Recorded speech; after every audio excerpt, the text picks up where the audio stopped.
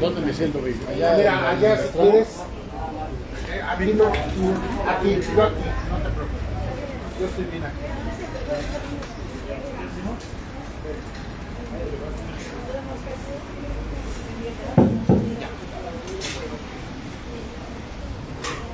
Pues muy buenas tardes, les damos las gracias a nombre de México Libertario, La Sombra de Prometeo y Somos Innovación. Bueno, iniciamos este proyecto editorial gracias a estas tres instituciones. Este es un proyecto editorial. Anda fallando un poquito la distancia no, es cuestión de distancia, ¿no? más que del micrófono, pero bueno, yo espero que me escuchen. Bueno, decía que este proyecto editorial, bueno, tiene la intención de... No, pues bueno. ¿Sigues? A ver. Sí, es una cuestión de distancia, más que del micrófono. Bueno. Sí, creo que... Bueno, está bien, usamos el otro. Bueno, van a traer otro micrófono porque ese es el problema de los inalámbricos. Un momentito en lo que traen el otro. Pero bueno, yo puedo irles comentando que este proyecto editorial, el cual ya hay otros libros en preparación, bueno, fue hecho con la generosa aportación de Somos Innovación, la cual es una red latinoamericana encargada de temas de innovación, tecnología, participación ciudadana en la socialización de los temas de innovación, tecnología. Bueno, tenemos, gracias al apoyo de Somos Innovación, este esfuerzo, y con la participación de La Sombra de Prometeo hicimos este proyecto junto con México Libertario. Agradecemos mucho a los amigos que están aquí presentes, a los familiares, amigos de los autores. Creo que son dos libros muy recomendables que realmente pueden dar una buena imagen de lo que se propusieron. Por un lado, una reflexión filosófica de lo que es la innovación, y por el otro, lo que trata de ser la innovación aplicada al aula, a la educación. Están aquí los dos autores, agradezco mucho la presencia de ellos, no es fácil tenerlos, realmente yo creo que va a ser más difícil en lo sucesivo tenerlo, junto con quien hace el prólogo del libro de Fernando.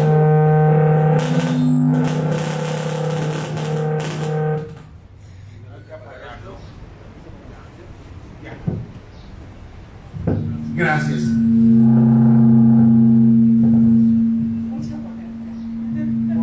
¿Por qué? Creo que es el volumen Ya. Debe ser de ella. Perdón, pero bueno, es nuestro primer evento presencial después de casi 2 años. Justo hace 2 años estábamos aquí con el economista español y catedrático en la Universidad San Francisco de Quito. Se me va el nombre. Luis Espinosa Godet, precisamente presentando uno de sus libros e iniciando una gira por el interior de la República. Después de eso teníamos una gira con Antonella Marti y la tuvimos que suspender por la pandemia, y desde entonces pues no habíamos hecho eventos presenciales. Este es el primero, y bueno, pues siempre hay en los eventos en vivo cuestiones que no se pueden controlar. Bueno, les decía entonces que bueno, va a ser difícil contar con el lujo de nuestros dos autores, junto con Guillermo Rosas, que hizo el prólogo del libro de Fernando Galindo. Yo hice el prólogo de Eduardo Ruiz, y bueno, en mi caso, y yo estoy seguro que en el caso de Guillermo también, fue realmente una muy grata experiencia adentrarnos en su lectura. Bueno, sin más, sin distraerlos más, yo creo que vienen a escuchar a Fernando y Eduardo, y claro, a Guillermo, que no es fácil además sacarlo de sus obligaciones. Él es un empresario dedicado también a los temas de educación. Bueno, pues entonces podríamos comenzar. Fernando, te tocó, tú diste el paso hacia adelante, entonces pues adelante.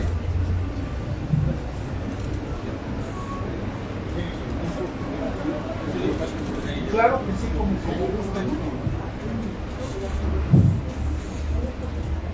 Bueno, pues es para mí un privilegio estar acá, la verdad. Tuve la oportunidad de hacer este prólogo, como bien comentaba Víctor, del libro de innovación educativa, un mapa para la prosperidad del profesor Fernando Galindo. Y la verdad es que pues es un recorrido bastante ameno, es un tema muy profundo que nos urge implementar en las sociedades libres que pretendemos, modernas, ¿no? Este recorrido es bastante noble y pues yo los invito a tomar esta reflexión, porque la innovación es un tema que nos surge en las escuelas. Yo participo en una escuela alternativa, debo decírselos. Una escuela alternativa es una escuela que quiere proponer, que quiere justamente innovar con un plan de estudios. Y dicho sea de paso, pues la educación es un tema o es una situación muy agredida, muy intervenida por los gobiernos, por el Estado. Todos sabemos que hay escuelas particulares y hay escuelas públicas, pero en realidad todas tienen un mismo sistema, porque las que son particulares, las que son privadas, están incorporadas a la SEP o a alguna instancia federal, como puede ser la UNAM o muchas universidades públicas, y esto les impide justamente innovar, porque no pueden participar activamente en el proceso de los programas y los planes de estudio. Y esto es una gran afectación que tenemos las escuelas, porque las que somos particulares, al incorporarnos, nos vemos obligados a llevar al pie de la letra este plan de estudios que ya está estructurado. Y no podemos participar, no podemos innovar, no podemos justamente aportar ideas pedagógicas diferentes. Y como bien dice el profesor Fernando en este libro, sí es imperativo que todos participemos, porque no hay un camino en el esquema educativo, no hay un hilito negro, sino más bien en las sociedades libres lo que requerimos es que hayan distintos planes, distintas oportunidades, distintas escuelas, distintos programas, para que sean las sociedades, para que sean los ciudadanos, los estudiantes, los padres de familia, los que decidan qué tipo de educación o formación es la que requieren para sus hijos o los mismos estudiantes para sí mismos. Eso es urgente y no se puede bajo el modelo educativo que tenemos. Y por lo tanto, en las escuelas no estamos haciendo innovación, aunque quisiéramos. Estamos impedidos por ahí. Y también, pues esto, quien termina pagando los platos rotos, pues es justamente los estudiantes y los padres de familia, que se quedan sin oferta, sin posibilidades distintas de poderse educar. Es un tema de verdad muy delicado que nos debería tener a todos, porque pues es bastante importante el asunto educativo. Y justamente lo que requerimos es innovar, arriesgarnos, proponer esquemas diferentes, esquemas alternativos a lo oficial, ¿no? a lo que está estructurado. Y pues también los padres necesitamos también recibir estas diferencias, ¿no? Estas instancias que nos puedan ofrecer un panorama diferente, ¿sale? Entonces yo los invito a recorrer este libro que tuve la oportunidad de prologar. Muchas gracias también a Víctor Hugo Becerra, que me invitó también a esta participación, y pues desde luego también una invitación a los dos autores. Muchas gracias, y pues yo los invito a comprar sus libros y adentrarse en este maravilloso mundo de la innovación. Muchas gracias.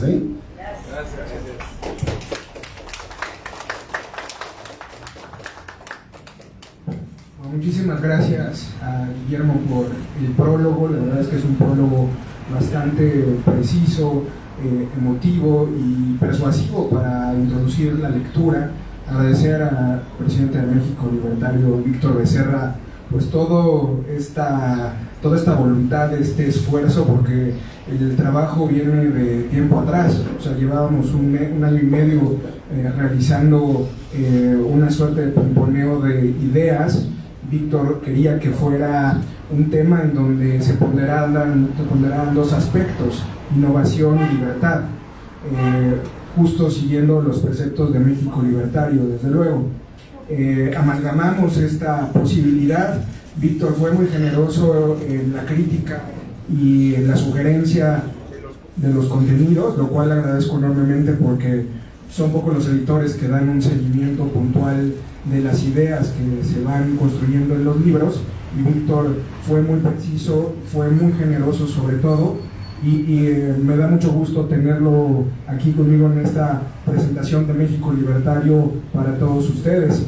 Y a mi querido Eduardo, que ya habíamos estado, curiosamente estuvimos por primera vez en una suerte de conversatorio, el primer conversatorio de México Libertario, hablando de la caída del muro de Berlín, en donde también generosamente me invitaron, y me da mucho gusto regresar a este espacio con Eduardo, con Víctor y con Guillermo ahora.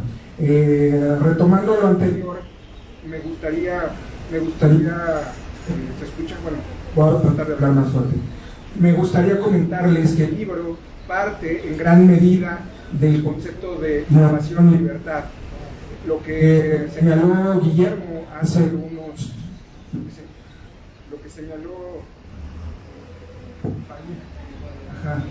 Lo que señaló Guillermo hace unos segundos respecto a la educación, hay que considerarlo.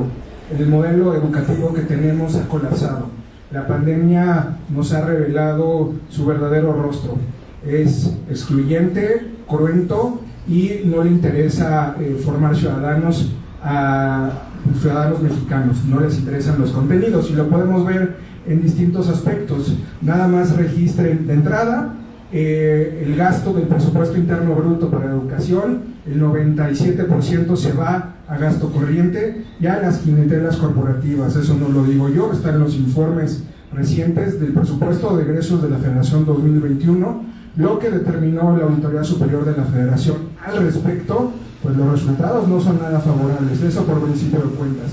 Una administración que juró incluso aumentar el presupuesto a educación y a cultura, y que en los hechos pues se ha reducido. Pero más allá de si es mucho o poco el presupuesto que se destina a la educación, en general en América Latina, México ocupa de los primeros en los que sí se destina un buen presupuesto. El asunto es que la mayoría de ese presupuesto se va a burocracias. Entonces, el contenido específico al tema educativo, pues ahí nos queda fallando, porque en México y en América Latina lo que se pondera es la política por encima de la educación, y eso es el punto de arranque de donde surge innovación educativa. Innovación educativa es un mapa para quien le gusta la educación, para gestores académicos, para personal docente, para alumnos, para todas las personas interesadas en este tema. No necesitas, digamos, tener ningún contacto directo previo a la educación, simple y sencillamente el interés del propio tema. En ese sentido, la idea que proponía Víctor es que fuera amable al lector, y bueno, espero haberlo conseguido. Toca otros aspectos también que tienen que ver ya propiamente con el concepto de educación y con el asunto de la innovación, y pongo algunos ejemplos que vienen del pasado, pero que tienen muchísimo que ver con tres aspectos: el asunto de la innovación, el asunto de la creatividad y el asunto del emprendimiento. Porque tú puedes tener grandes ideas, tú puedes tener un proceso de innovación, pero si no lo pones o lo ejecutas, no tienes absolutamente nada. La idea del libro es que fuera un mapa que potencializara estas posibilidades, y que entre todos pudiéramos pues diseñar un modelo futuro. Porque si esperamos que las administraciones siguientes volteen a ver las propuestas que se traen, pues vamos a tener la certeza que nos van a estar cerrando la puerta en las narices, porque insisto, en el tema educativo monopolizado por el poder estatal, los ciudadanos somos de tercera. Ellos no quieren educación, quieren clientelas políticas. Otro caso, que también se vincula a lo que aparece en el libro, tiene que ver con la transformación de la innovación en función de los padres de familia. Es curioso que en esta administración uno de los elementos más importantes, estratégicamente hablando de sus programas, es el programa de nuestra escuela en casa, nuestra casa. Es un programa que tiene el gobierno federal, en donde se le da transferencia directa a los padres de familia de las escuelas de distintas zonas del país, para que ellos ejecuten ese presupuesto y determinen en qué se gasta o qué no se gasta. Lo que se ha descubierto es que servidores de la nación en ese espacio intermedia para bajar el recurso y quedarse con un presupuesto, y los obliga a contratar las empresas que ellos quieren para mejorar las escuelas, pero se desplaza nuevamente el componente educativo, o sea, de tal manera que no se discuten los programas, no se discuten las cuestiones de fondo, y eso es gravísimo. En la actualidad, ¿saben cómo se están discutiendo los programas operativos de la SEP a nivel nacional? En asambleas. ¿Cómo son las asambleas? Convocan burócratas, algunos padres de familia y algunos profesores de áreas diversas para votar quién, qué se va a enseñar, cómo se va a enseñar y dónde se va a enseñar. Ese es el modelo. Esos son los programas que están ahorita, que debieron haber salido el año pasado, pero como se retrasaron, ahorita lo están haciendo por la asamblea. Díganme ustedes, pongo por caso y estirando un poco la cuerda, que armaran el programa de médicos para el siglo XXI en un ejercicio similar a este que les estoy diciendo. ¿Consideran que eso es un ejercicio adecuado para construir temas educativos vinculados a la profesionalización? Porque esto va a impactar en 10 años, o sea, los chicos que están ahorita formándose, pues van a salir y van a tener que incorporarse a un mercado laboral, y eso es una realidad. Si no consideras tampoco el mercado laboral, lo que estás haciendo es nuevamente cerrar más la posibilidad de que estos jóvenes puedan incorporarse más adelante, no van a salir con las herramientas.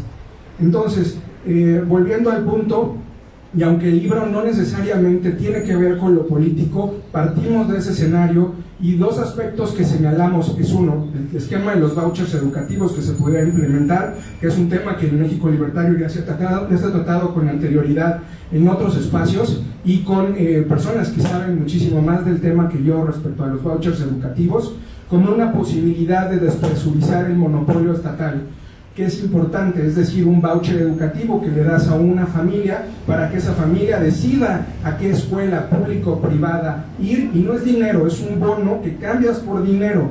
Esto rompería las burocracias, las estructuras corporativistas, y despresurizaría el asunto del control estatal monopolizado a partir de una visión postrevolucionaria vinculada a la figura de José Vasconcelos. José Vasconcelos, más allá de sus matices, quizá funcionó para un esquema postrevolucionario, pero ya no estamos en la postrevolución, estamos en siglo XXI, 2022, post-pandemia.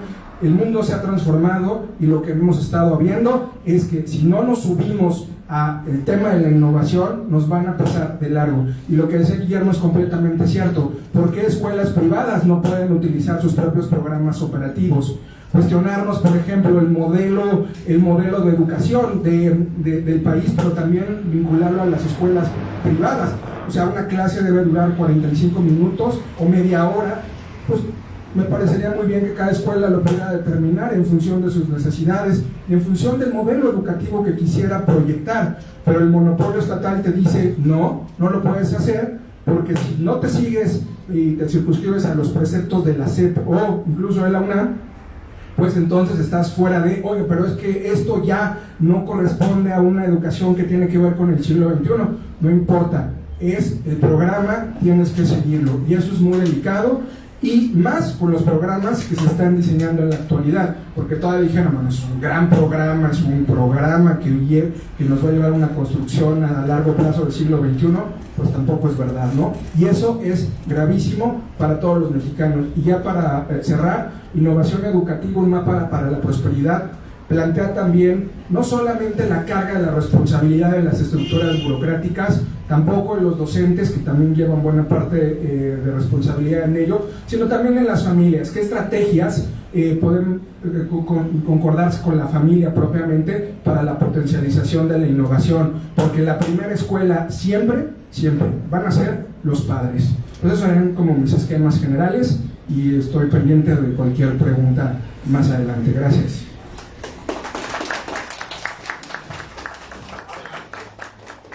Pues muchas gracias, Fernando, muchas gracias, Guillermo. Bueno, pues hablamos del primer libro, quisiéramos pasar al segundo.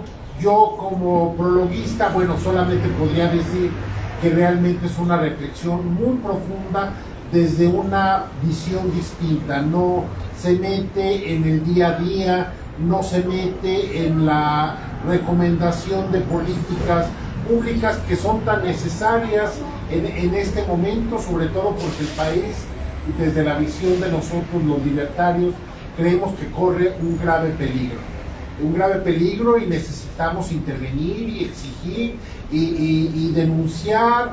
Y bueno, pues aunque se enoje el señor presidente, hay que hacer esto una y otra vez. En el caso del libro de Eduardo, bueno, no se mete a la cuestión de políticas públicas, sino una reflexión mucho más, profunda en lo que tiene que ver con la innovación. En tal sentido, nos enfrenta a una serie de preguntas de por qué la innovación es tan necesaria en el mundo actual.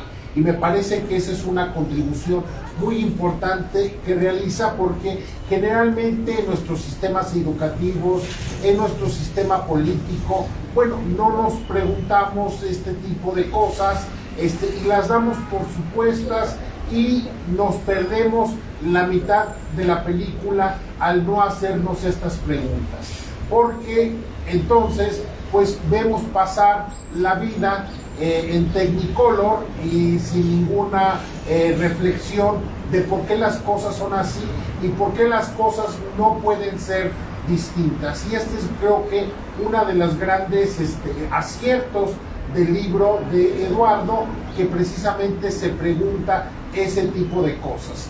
Insisto, a lo mejor alguien que quiera políticas públicas no las va a encontrar, recomendaciones, remedios a la situación tan desesperante que vivimos, por ejemplo, con un gobierno al cual sinceramente no le importa la educación, al cual no le importa la investigación científica.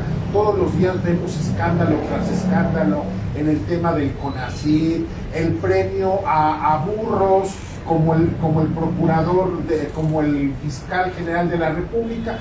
Bueno, eso es lo que quiere realmente este gobierno. Pero cuando nos encontramos la otra mitad de la película, y esa que no vemos, y que es precisamente por qué es importante dejar todo esto y adentrarnos a lo que es la innovación, bueno, encontramos una película distinta. Y creo que esa es una película en la cual debemos profundizar y entrar en una mejor reflexión, y Eduardo precisamente con su libro nos los permite.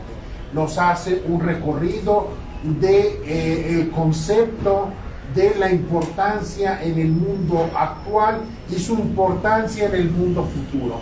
En tal sentido, yo creo que el libro de Eduardo hace una importante reflexión sobre el futuro, el México del mañana, aunque no lo dice en esas palabras de decir México necesita tal cosa para el mañana. Sí dice que la situación que estamos viviendo no es la óptima y que debemos de alguna manera mejorar esta situación.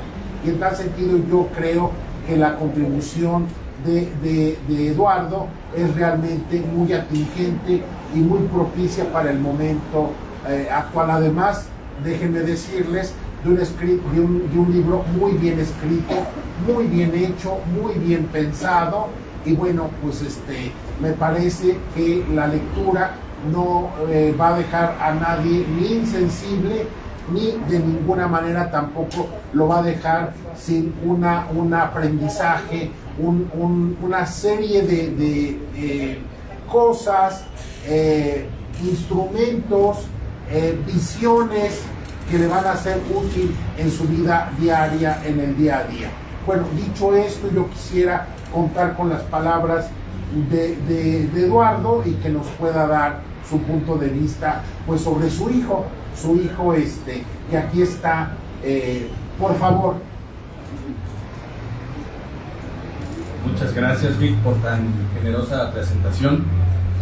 Bueno, yo les agradezco a todos ustedes que están aquí presentes, amigos, familia, gente querida. Y bueno, estos primeros agradecimientos, como está en el libro que se llama Prometeo y el fuego de la innovación, pero es un libro dedicado a mis padres. Ya comentaba a Fer hace un momento algo muy cierto, que la educación comienza en casa. Y bueno, hacia mis padres va esta dedicatoria. Espero algún día ser como ustedes.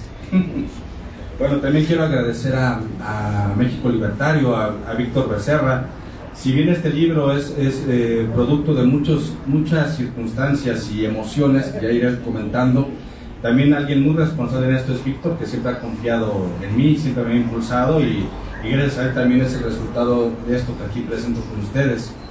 Un agradecimiento también a Somos Innovación, a Federico Fernández. El impulso de estas organizaciones como México Libertario permiten justamente que espacios como este se logren conseguir.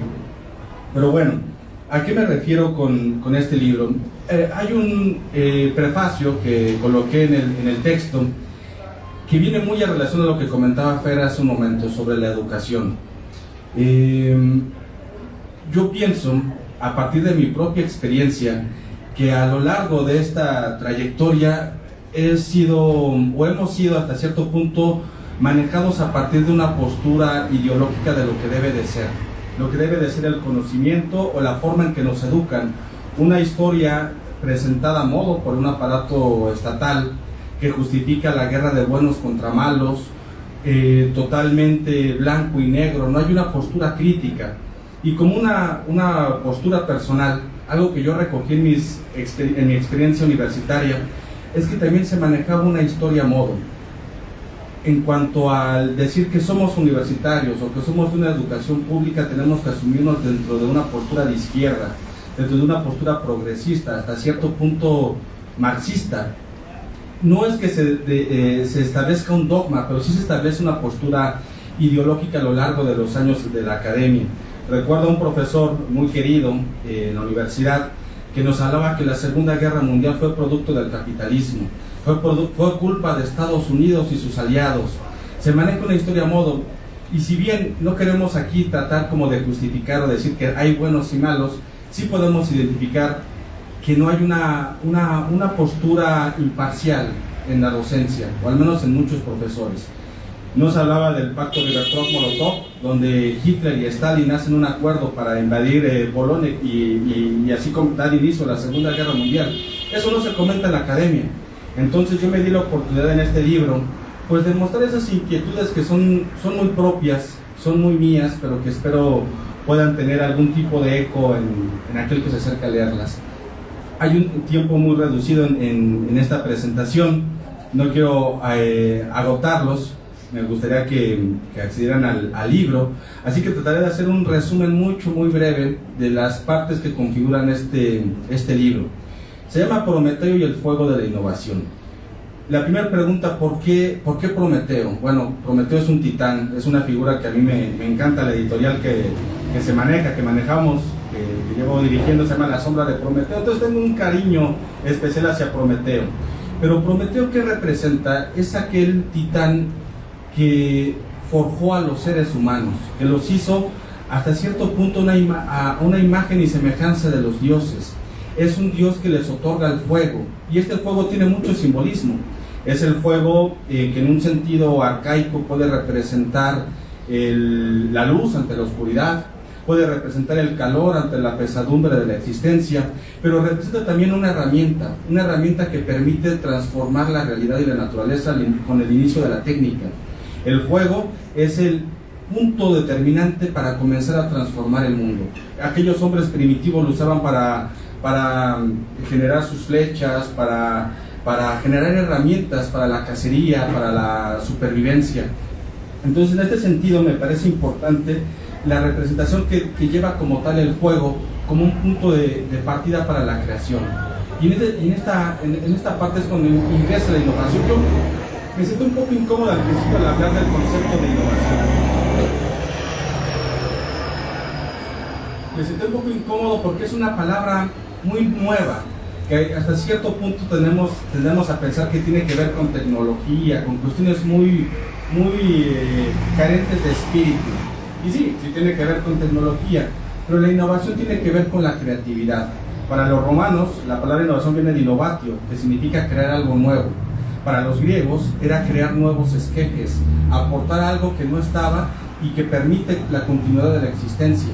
La innovación es una capacidad y facultad creadora que constituye a todos los seres humanos, quizá algunos más que a otros, pero es una parte inherente a nuestra naturaleza. Bien, la primera parte de este libro, el primer capítulo, se llama El fuego de Prometeo. ¿Y a qué lo quiero referir? Parto de la idea del mito. Y aquí quiero que quede hasta cierto punto algo muy claro, porque también tenemos hoy en día ciertos prejuicios a todo lo que corresponda a la mitología o al mito. Lo consideramos algo caduco, supersticioso, banal, algo carente de un sentido científico. Sin embargo, el mito, en su esencia griega, representa relato, relatar, contar. Eso es un mito. Y nosotros vivimos un mundo rodeado de estos mitos. No necesariamente los mitos griegos, todo mito es un relato. Los relatos que van a tratar de explicar lo real y la realidad. Son las representaciones que tiene el ser humano para dotar de sentido a su existencia. En ese sentido, los relatos van cambiando, van usando nuevas metodologías y nuevos conceptos, pero parten de este punto, relatar la vida humana. Bien, en esta primera parte abordo el tema de Odiseo, haciendo alusión a lo que corresponde al mito. ¿Y por qué Odiseo? Yo veo en Odiseo a este personaje innovador, a este personaje que en contraste con los dioses o con los semidioses, se vale de sus propias facultades, de su propio ingenio, de su astucia para salir avante. Y aquí hay algo muy interesante, mientras pensemos en la guerra de Troya. La gran esperanza de los griegos era este semidios Aquiles. Tras la muerte de Aquiles, los griegos se preocupan por cómo van a resolver tal circunstancia, cómo van a ganar la guerra. Los dioses los han abandonado, su mejor guerrero, su semidios, está muerto. Y aquí es cuando viene algo que me parece relevante. Los dioses y los semidioses son algo ya dado. Ellos actúan a partir de la determinación de su facultad inherente, que es su esencia de Dios o su esencia de semidios. Perdón. Y en el caso de Odiseo, que es un simple mortal, él no está determinado. Él tiene la facultad creadora e innovadora para enfrentarse a su adversidad. Pensemos en el caballo de Troya. El plan fue planteado por Odiseo, fue desarrollado por los griegos, y el triunfo de los griegos el triunfo de esta batalla de Troya representa el triunfo de los griegos. Odiseo como tal es un innovador por excelencia, donde los logros de sus acciones no solamente lo benefician a él mismo, sino benefician a toda una comunidad. Y creo que es ahí donde radica la gran importancia de un innovador. No es un personaje egoísta que solo ve por sus propios intereses. Quizás sí lo ve, pero los logros de sus triunfos favorecen a muchos, en este caso a los griegos. Y de aquí paso a otro elemento también del mismo Odiseo, que tiene que ver con el surcar en el mar de las sirenas. Disculpen que de repente me distraiga, pero estos ruidos ambientales son muy jocosos. Ya que pase. Es que si no me distraigo, perdón. Bien, al hablar del mar de las sirenas, es otro ejemplo del personaje innovador representado en Odiseo. Los dioses, Odiseo ha desafiado a los dioses al no seguir sus sus preceptos o su forma de imperar. Y hacia esto le van a colocar varias trampas. Y aquí nuevamente Odiseo va a superar estas adversidades por su ingenio.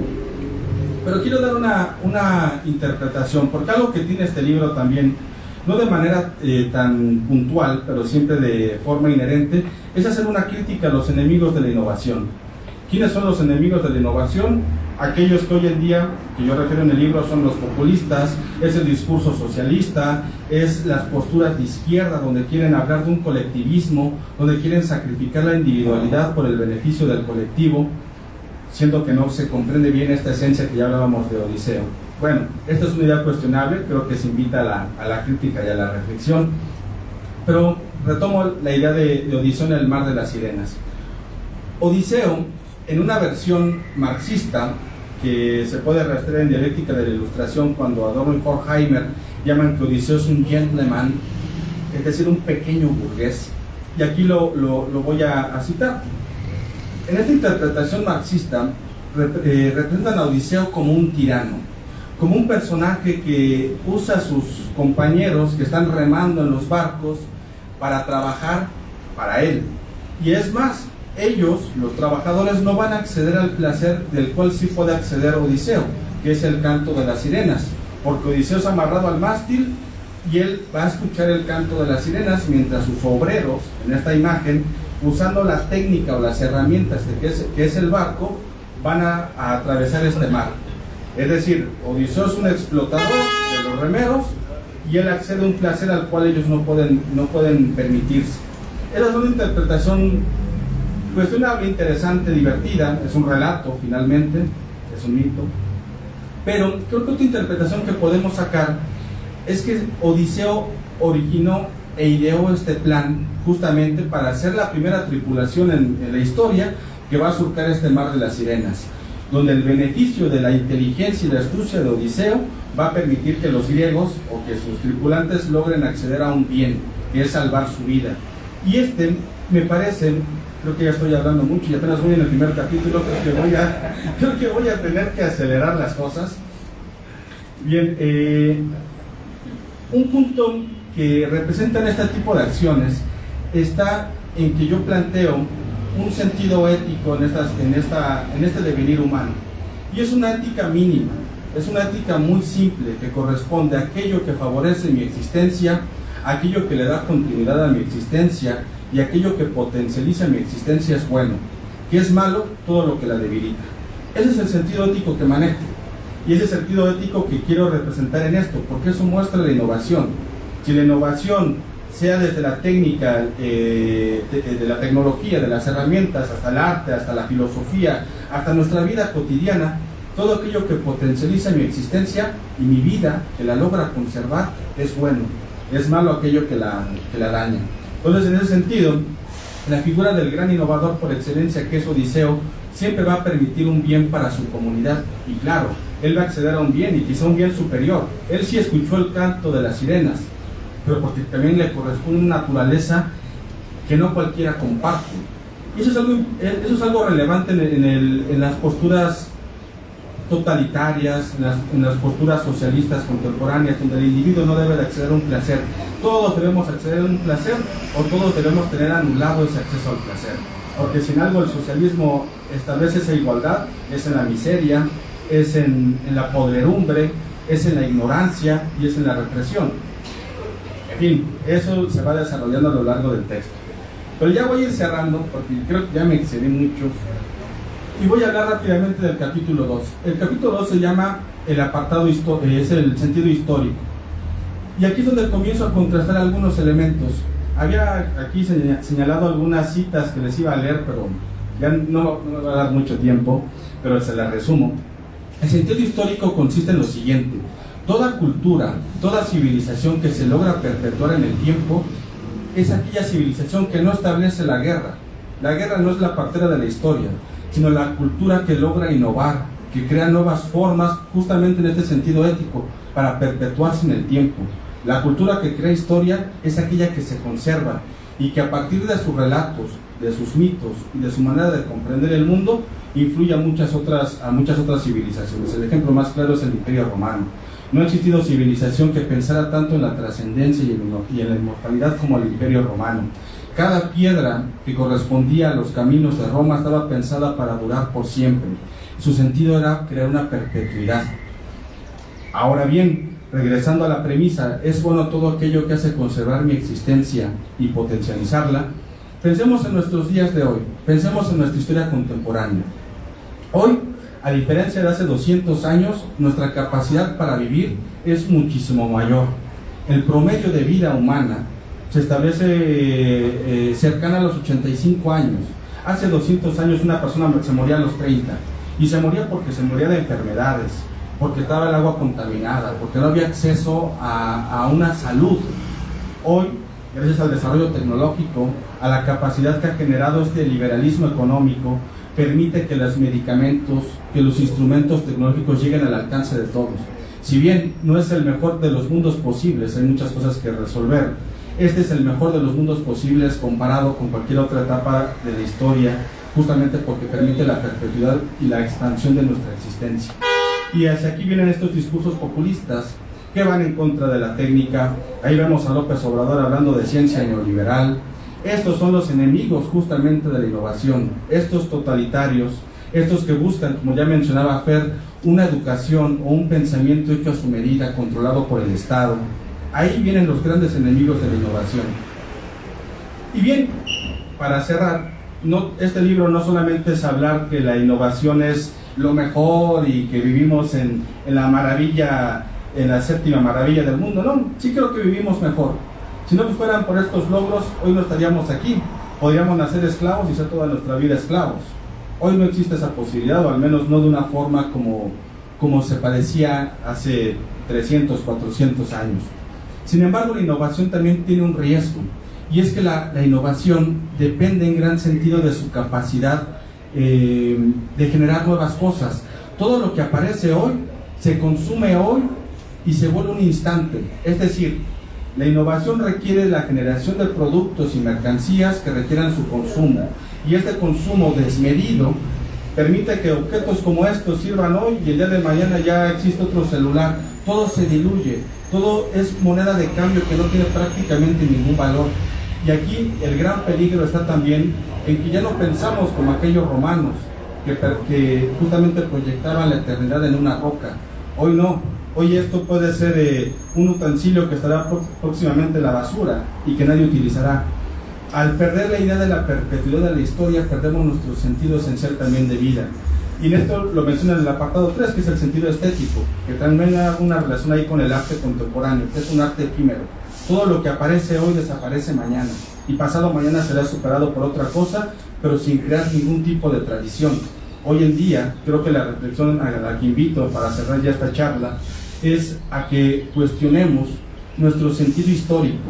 Si bien estamos en el mejor de los mundos posibles comparado con los mundos anteriores, también corremos el riesgo de no crear historia, de quedar inmersos en la nada, en el instante, en el polvo constante de una realidad que no permanece.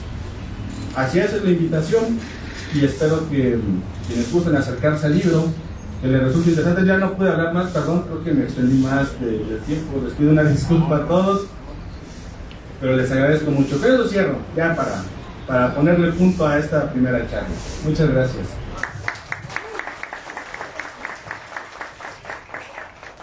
Pues muchas gracias, Guillermo. Si así habla, imagínense cómo escribe, ¿no? Muchas gracias, de verdad.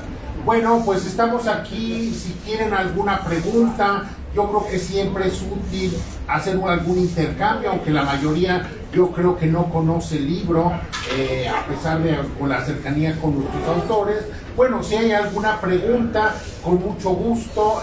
Yo solamente concluiré en lo que a mí respecta en esta parte, que bueno, que visiten, tenemos la página web de México Libertario, que es mexicolibertario.org, y bueno, pues me parece que hacemos una buena difusión. Tenemos un podcast, estamos a punto de iniciar un segundo con Eduardo como participante, hablando de libros, películas para jóvenes. Y el primer podcast, bueno, pues es una serie con académicos muy reconocidos y con figuras del libertarismo muy importantes, Arturo Dan, Jorge Triana, Gloria Álvarez, y con un par de investigadores que cada 15 días nos presentan sus investigaciones, por ejemplo, sobre por qué las mujeres tienen que pagar un sobreprecio en los productos de consumo que compran. O el más reciente, cuál es la consecuencia de la falta de seguridad pública que vivimos en México, en el desarrollo y por lo tanto, bueno, pues en la capacidad de cada uno de agenciarse la vida como mejor le parezca. Bueno, esto aparece en nuestras páginas, están estos podcasts, están nuestras investigaciones, están una serie de videos que semana a semana realizamos, y bueno, yo les pido que visiten nuestra página, les repito, mexicolibertario.org. Y bueno, pues entonces, si hay alguna pregunta, alguien que se anime, una primera intervención, algo que quisiera saber de los autores o de los libros, bueno, pues aprovechemos que están aquí, porque yo creo que después ya va a ser difícil tenerlos. Claro que sí, claro. También les quería mencionar, ya se me olvidó también decirles, el libro está publicado por la Escuela de Prometeo, está disponible en Amazon en su formato digital y también en impreso. Sin embargo, lamentablemente los costos de envío de Amazon, el libro siempre son muy elevados. Sin embargo, si hay interesados se pueden acercar a mí y estamos manejando un costo preferencial. Los libros tienen aquí físicos un costo de 250 pesos, mientras que en Amazon están al doble, por las cuestiones de los gastos de envío. Pero bueno, nada más quería comentar, es un breve comercial. Y si alguien quiere preguntar algo, hacer algún comentario.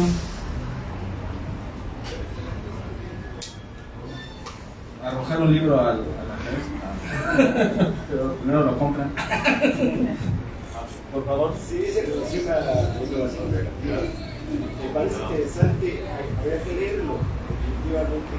Yo me quedé no sé si todavía en la actualidad esté en boga este tipo de positivismo de la educación. Es importante saber si, más bien, quiero aclarar, dentro de la SEP, ¿sí? No hay a nivel primaria, secundaria,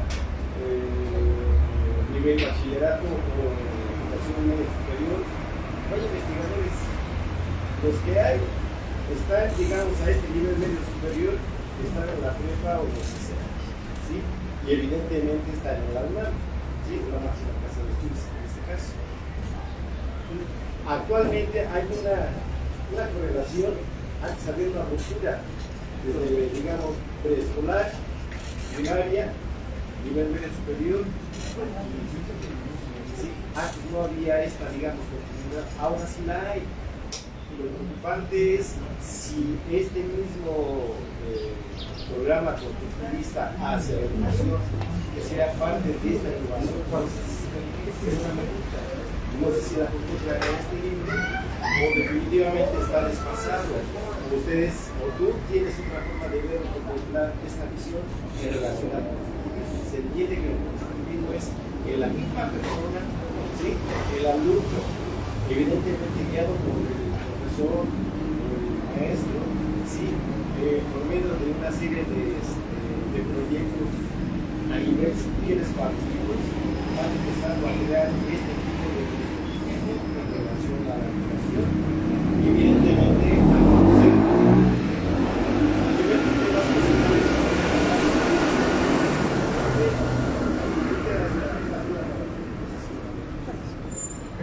muchas gracias por esta intervención.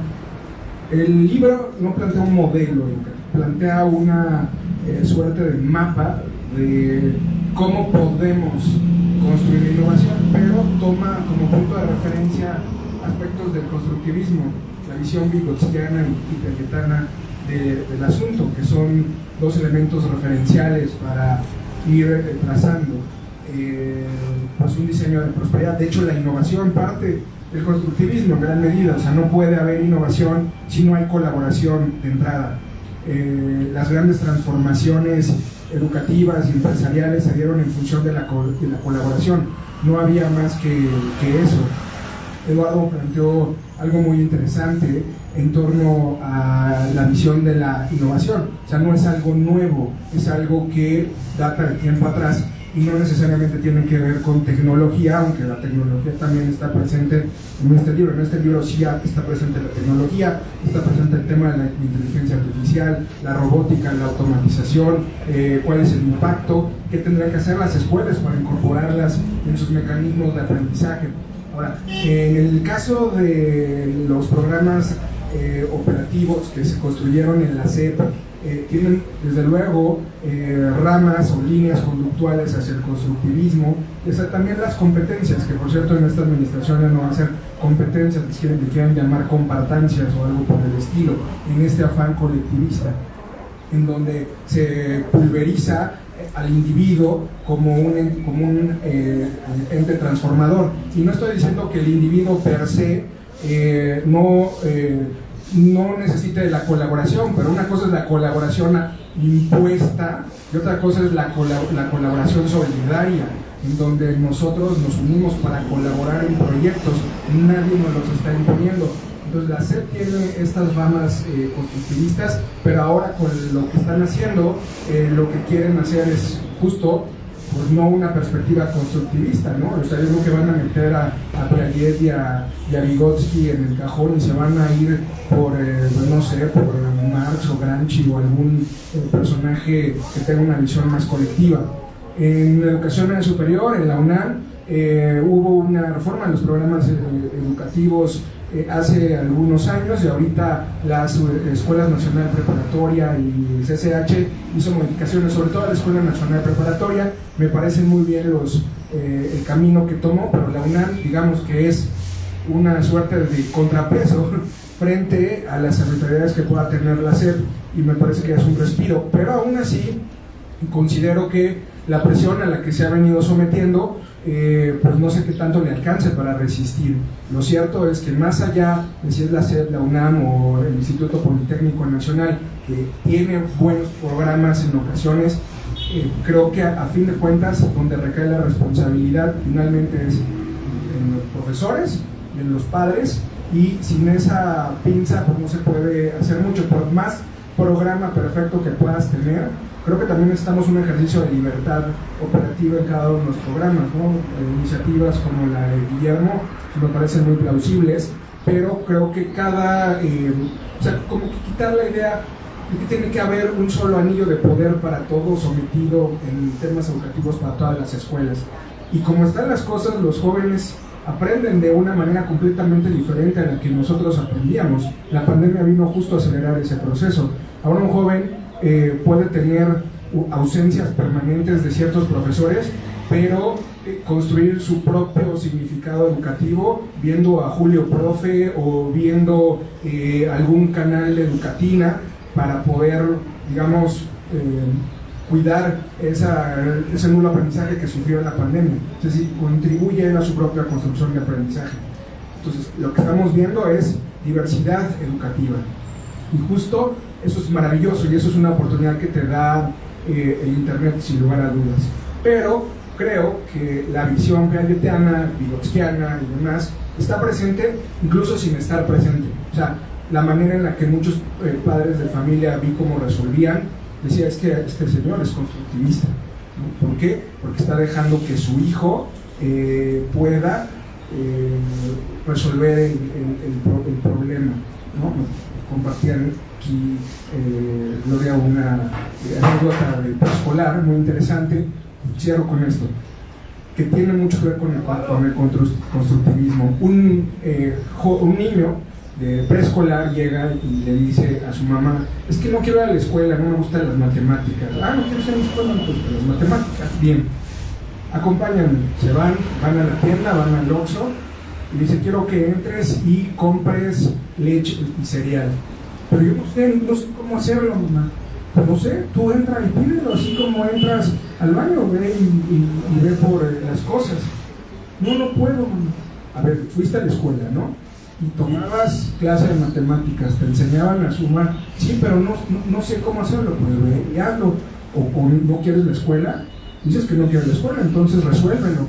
Obviamente la escuela ya empieza a tener una significación y creo que de alguna manera también tenemos que volver a hacer, siguiendo el tema de la tradición, resignificar la escuela y resignificar la tradición, que es muy importante, pero la tradición se tiene que revisar, se tiene que entender y se tiene que resignificar para que tenga un sentido más profundo.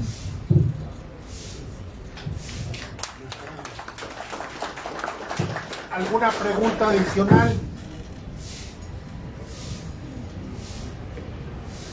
Adelante. Si quieres, mira.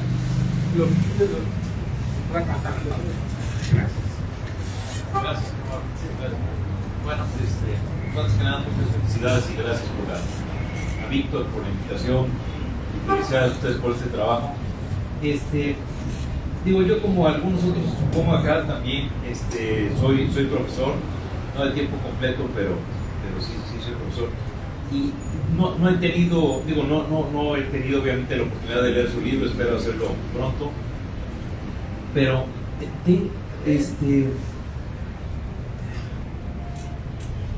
tengo la impresión de que el sistema educativo actual, o sea, y de hecho la idea de escuela formal es una barrera al aprendizaje, o sea, ya se convirtió en una barrera al aprendizaje, ¿no?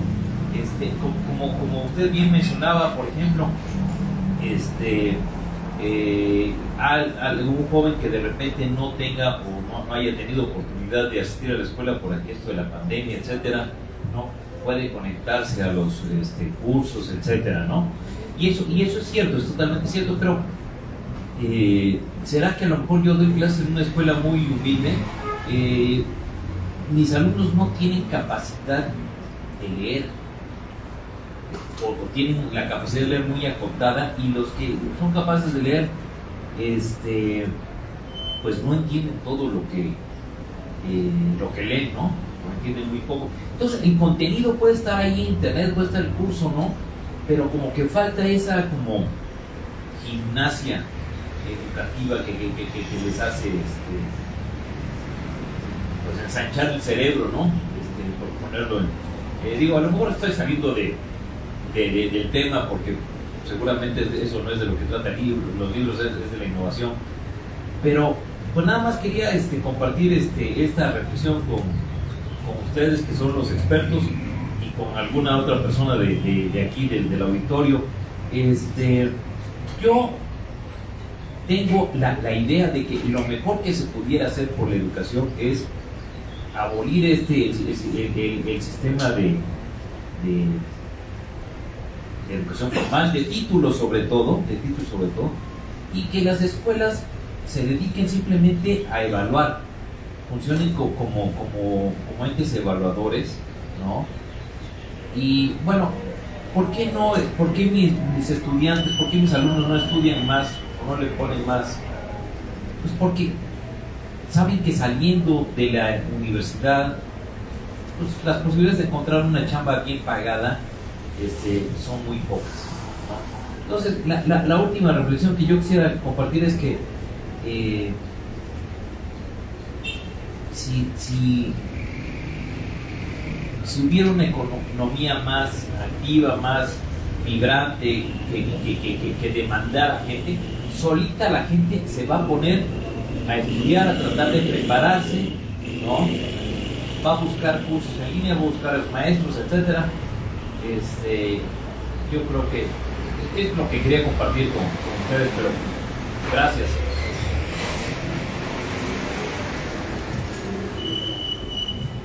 Muchas gracias. Bueno, sí, efectivamente el libro trata de innovación, pero trata de todo eso que acaba de mencionar. Todo está ahí. A ver, abolir títulos. Yo estoy de acuerdo, de hecho lo planteo en el libro. La certificación es una patente de curso para que puedas ejercer tu profesión, ¿no? O sea, para eso sirve. Sus títulos universitarios en realidad solamente es para que los contraten y les digan a ustedes todos, usted está capacitado para dar tal o cual información.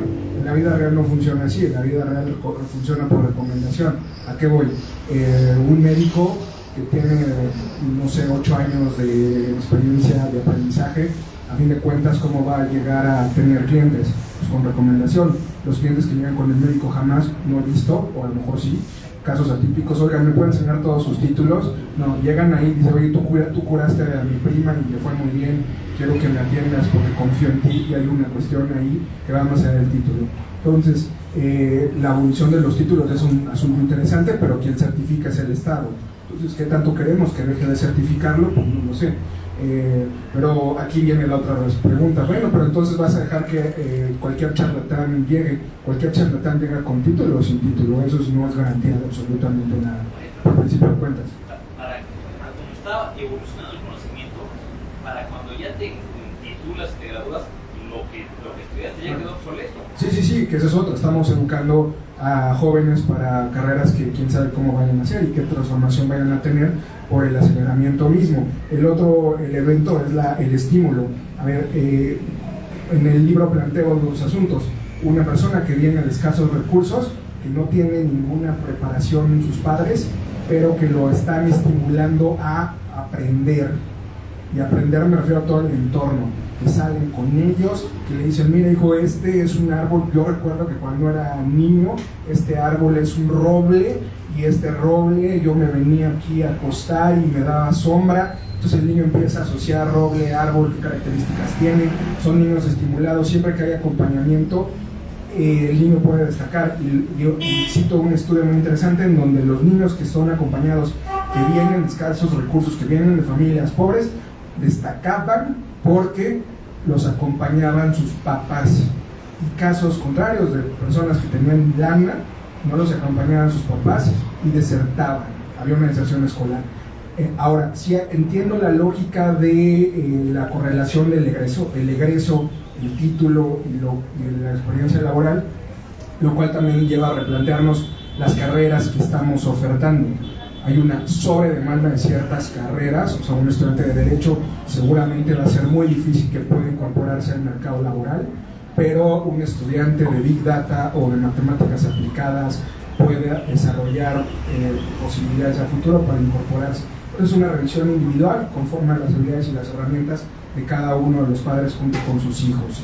Y el aprendizaje puede ser formal o puede ser informal dentro de una escuela. Lo cierto es que en la actualidad las plataformas para el aprendizaje están ahí a disposición de todos nosotros, y un empresario, una persona que se dedica a cualquier actividad más allá de, del aula, tiene que estar entendiendo que tiene que aprender todo el tiempo. Todos nosotros, en las materias que ejecutamos, tenemos que aprender y renovarnos, porque el conocimiento va cambiando de manera constante, y a veces eso lo hacemos con cursos, con tutoriales de TED, con un podcast que encontramos. Siempre estamos como tratando de estimular, y justo eso es necesario, y no es una educación formal con un certificado. A veces puede ser mucho más fructífera.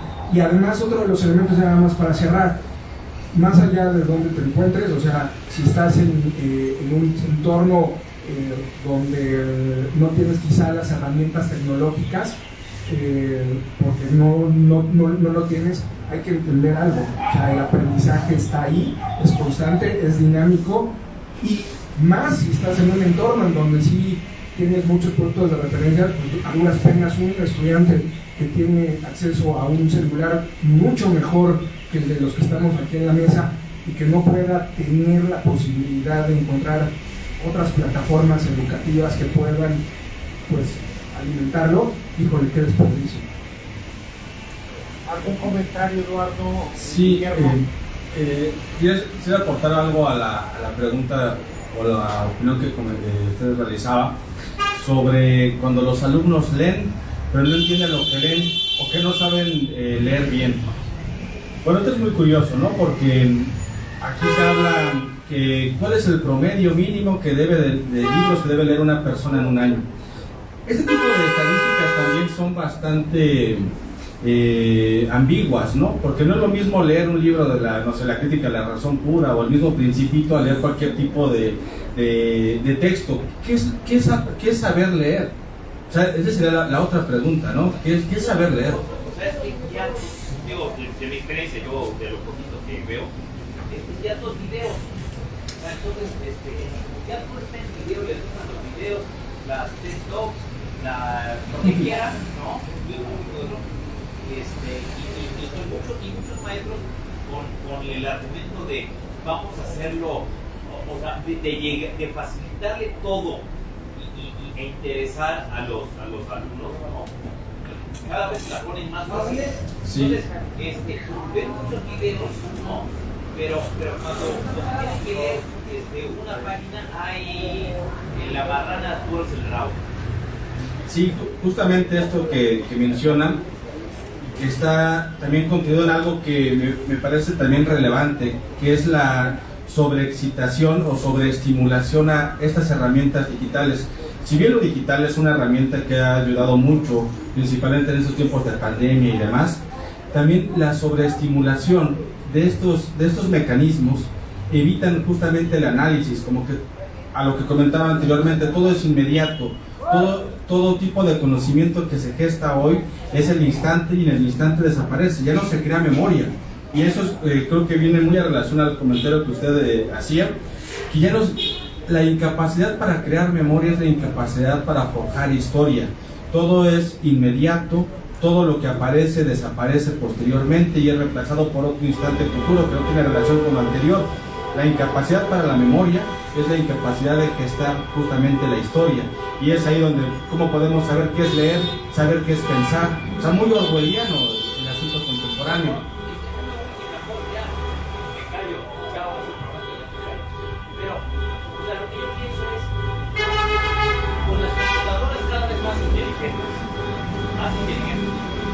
Que lleguen hasta el punto de que hacen interpretación de radiografías mejores que un radiólogo, mejores que un médico, ¿no?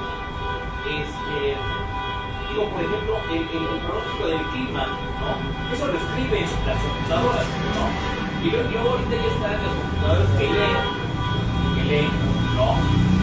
Y extraen conocimiento y lo ven. Entonces, según yo, la actividad de enseñar, de aprender, ya perdió un sentido. O sea, ¿para qué vas a agarrar, buscar el conocimiento que hay en la red, ¿no? Metértelo en la cabeza, ¿no?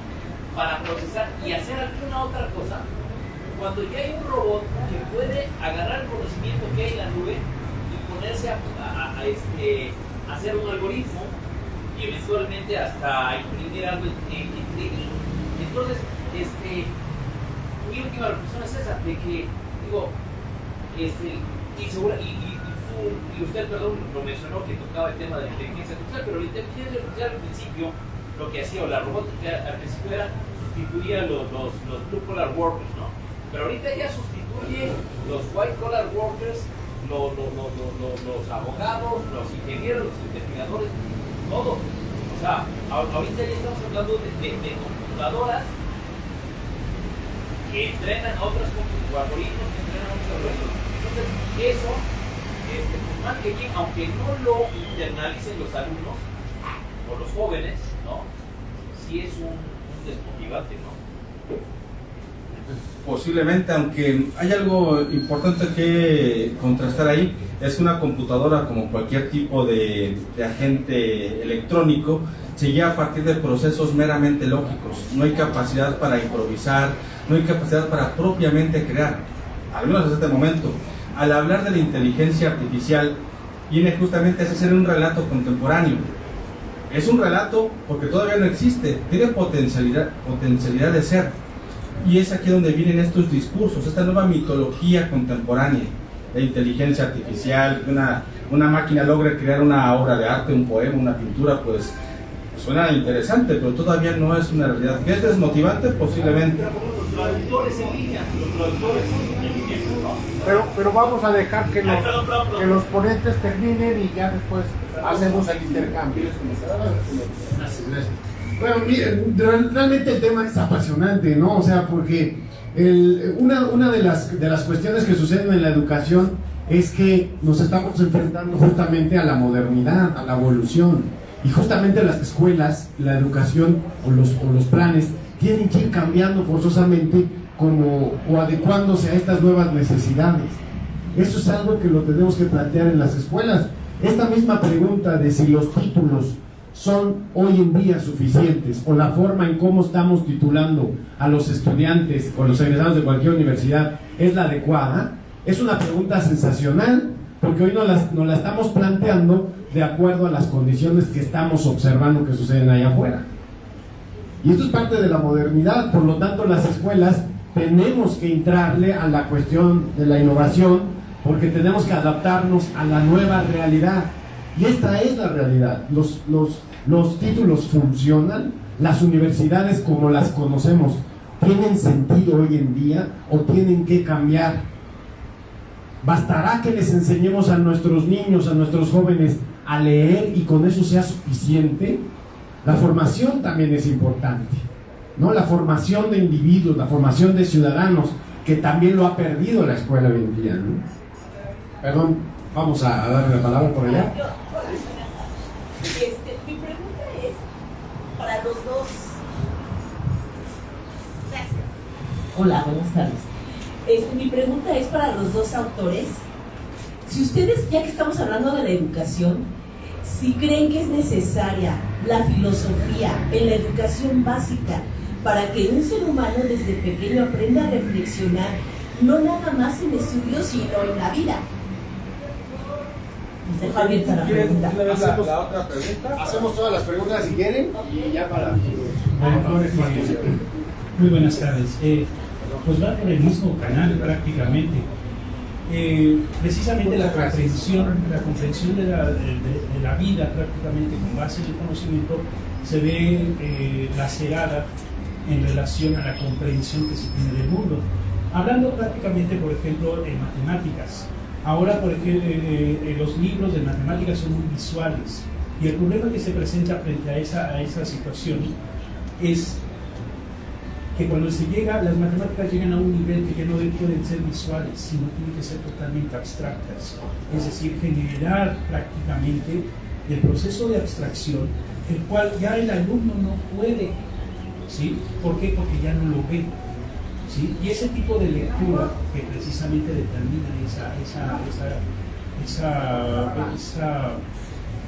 limitante es algo que debemos estar considerando como parte de la innovación o bien como un tipo de resistencia frente al exceso uso de la tecnología, porque hay muchos maestros que y me lo he enfrentado, son maestros de matemáticas, me he enfrentado con la asesoría prácticamente de alumnos, en las cuales sus maestros, no siempre los colegas asesores, ¿sí?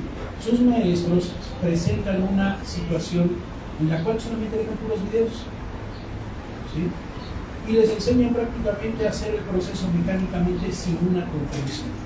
Y eso implica prácticamente que no se adquiera de forma significativa, hablando de Vygotsky de Piaget, de forma significativa precisamente ese conocimiento, que al final, ¿sí?, queda como algo que no les funciona, ¿no? Decía del ejemplo, ¿no? Mírate a la tienda, ¿no? A ver qué haces ahí, ¿no? Se quedan así prácticamente que no les va a funcionar. Bueno, por ahí va. Geraldine. Ok, bueno, ¿de qué están hablando acerca de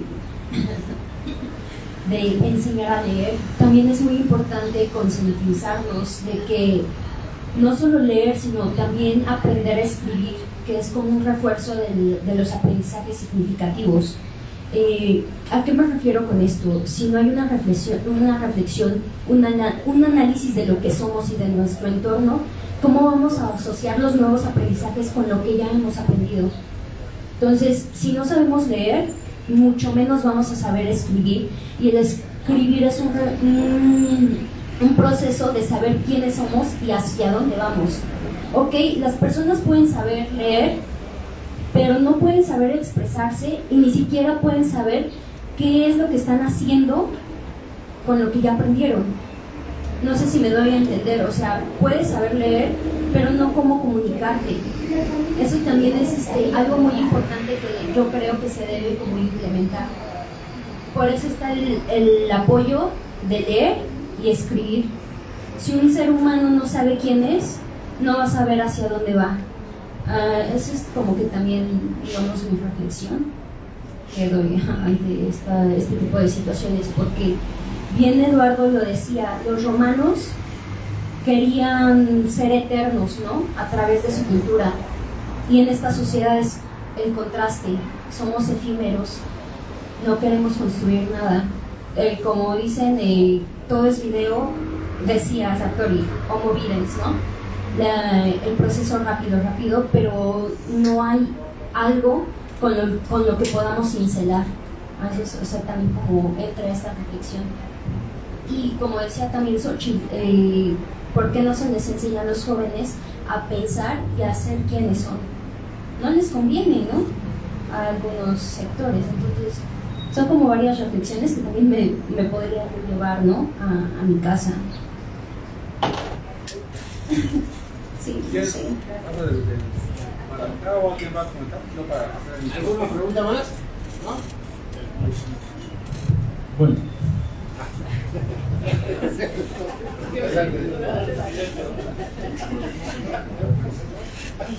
Bueno, la pregunta de Xochitl, si es necesaria la filosofía, creo que se vincula a esta pregunta de Geraldine, si hay que enseñar a pensar.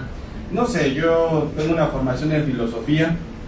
Yo no creo que la filosofía sea una solución a los males de la humanidad. No creo que exista algo que sea una solución, ni la religión, ni la ciencia. Creo que todo tiene claroscuros y elementos que son importantes de rescatar. ¿Qué es importante la filosofía? Sí, pero también creo que el ejercicio filosófico lo ejercemos día a día y lo ejerce cada niño pequeño al preguntarse el porqué de las cosas.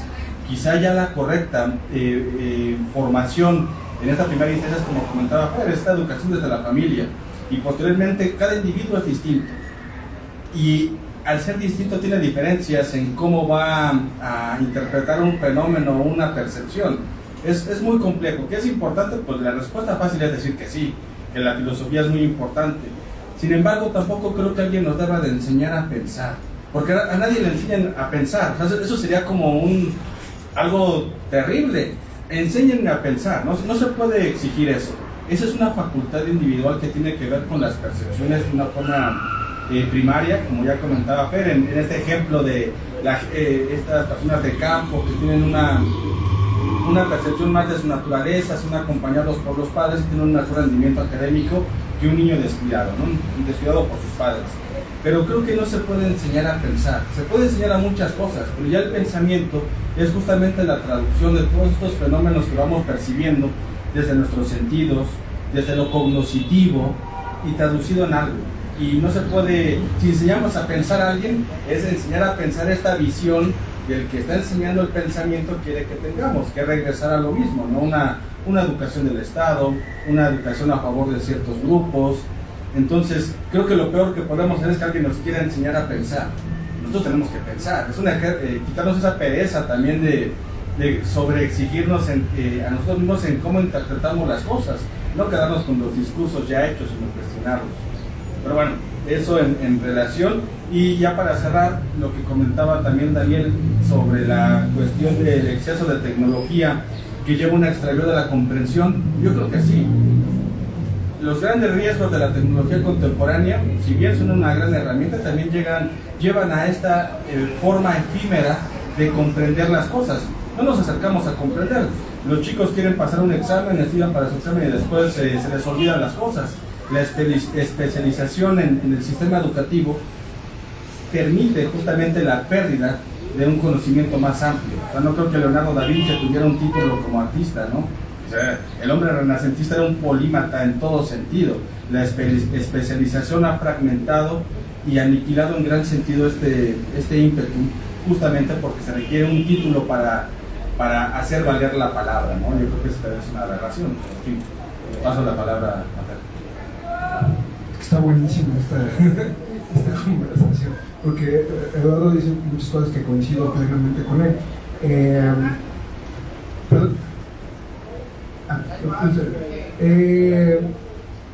La especialización mencionaba, pues sí, ha pulverizado esta pluralidad que nos puede dar una visión mucho más amplia. quisiera retomar algunos puntos que están ahí. Uno, la inteligencia artificial todavía falta mucho para lo que se detiene como dentro de la narrativa mítica de ya sistemas inteligentes muy que piensan por sí mismos, autónomos. Falta mucho por ese camino. Sí hay mecanismos en donde la propia máquina puede ir alimentando el algoritmo, pero apenas están en una fase de inicio. La figura del individuo para ciertas actividades no va a ser desplazada todavía, por ejemplo la docencia, porque el individuo va a ser un componente central para gestionar el conocimiento. Antiguamente la memoria se ponderaba, yo no tengo problema con la memoria es importante, pero también pensemos que la memoria antes se utilizaba para recuperar el conocimiento. O sea, ahora ya tienes acceso a ¿y qué significa tal cosa? A ver, podemos buscarlo, sí. Pero antes la manera de recordarlo era a través de la memorización, porque o lo veías ahí en esa enciclopedia británica que consultaste en los sótanos de alguna biblioteca y te lo memorizabas porque se te iba el dato o lo anotabas en una ficha de trabajo, o ya no lo volvías a encontrar, o ahora le tomas una captura, te grabas un podcast y, bueno, un audio, una nota de audio y ya la vas haciendo. Creo que es importante leer desde luego porque estimula el pensamiento y también ciertas áreas del cerebro, así como la escritura, que ahora pues ya tú ves a los alumnos que están escribiendo y escriben unas cuestiones verdaderamente espantosas, ¿no? Parecen glifos, bueno, los glifos tienen un poco más de sentido, pero parece que no tienen una secuencia de separación de las palabras. Ahora, es muy importante esta parte de la escritura y la lectura, desde luego. Y es algo que tiene que acompañar cada profesor, que no lo haría necesariamente una máquina. O sea, el doctor Einstein, el robotito ese, no los va a acompañar en ese proceso. Sí, les va a decir, oye Einstein, ¿qué significa tal cosa?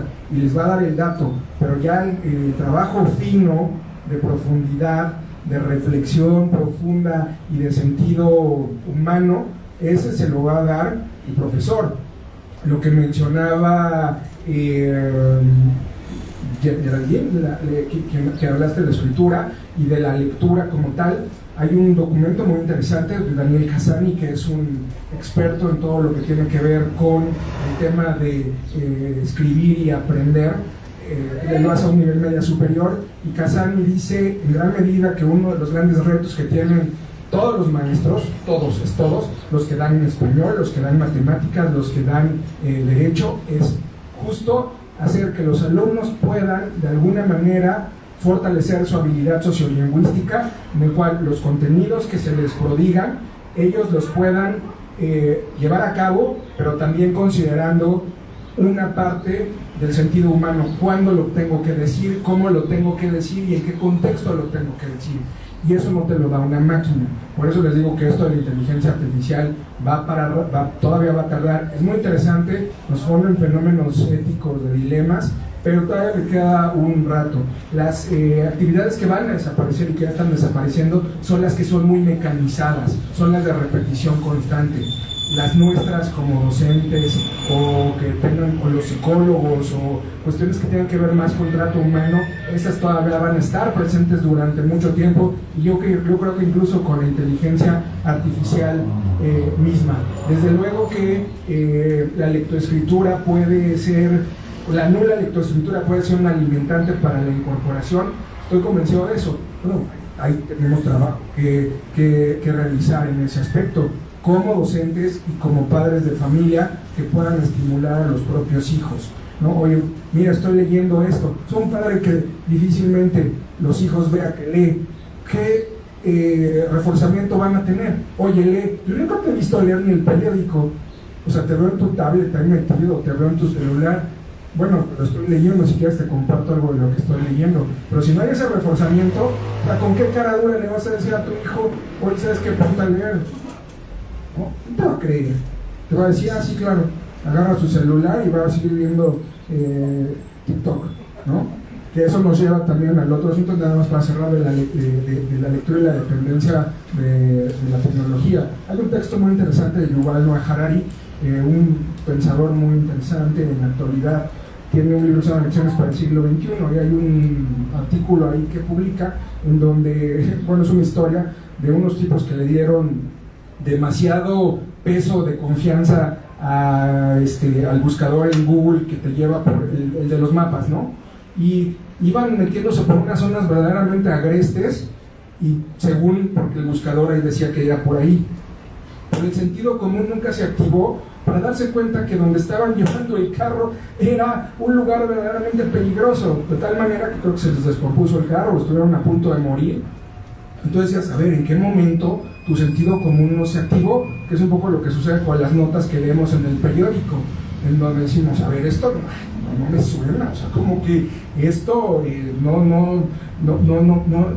no tiene sentido, ¿no? Como me acuerdo en una actividad con mis alumnos estábamos hablando de la correlación entre el sonido y las vacas, ¿no? Los animales, y mis alumnos decían, es que profesor, las vacas, si les pones música de Mozart, tienen una efectividad productiva de hasta 5 litros de leche más que si no les pones música.